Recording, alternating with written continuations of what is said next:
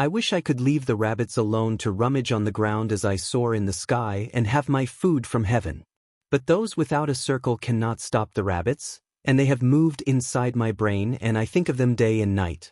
A mind, or a psychology, that is injured loses its boundary. The pain of the injury causes a fracture of the mirror of self-awareness, which ought to keep the needed boundary or circle of self where they are sequestered, hidden, and able to keep treasure.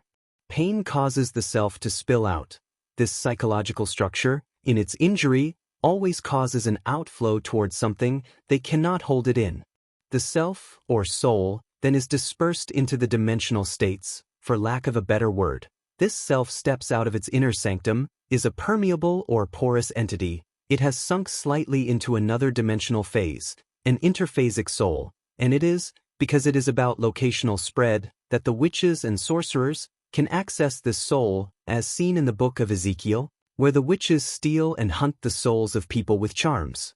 I say those without a circle cannot stop the rabbits, and the rabbits are real people, but for us, it is our memories of their opinions which have fused with our superego, and we talk to them day and night, because the injured, in its perpetual defensive state, keeps the arrows of others as though to defend.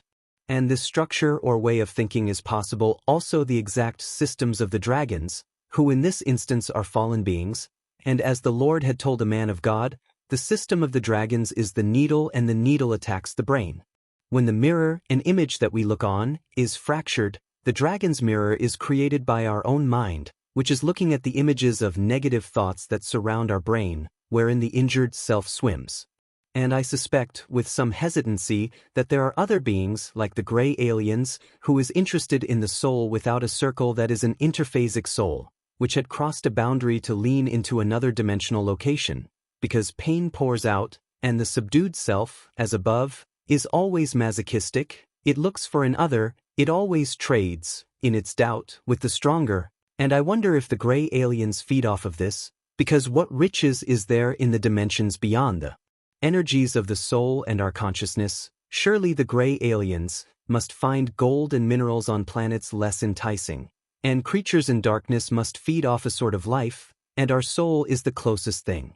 Now this brings us in direct proximity the esoteric and ubiquitous theory or belief of something, some fluid, found in our pelvis that travels up the spine into the brain, or the pituitary gland, according to the hopeful advocates of this notion. Now in my limited understanding I am not convinced of the power of the actual fluid, or some retention thereof, but I am convinced that the physical brain and its keeping of something is indeed on the right track. So physicality plays a role here, but only because the brain is physical or organic, and only again because the brain can hold or help us hold the circle of self.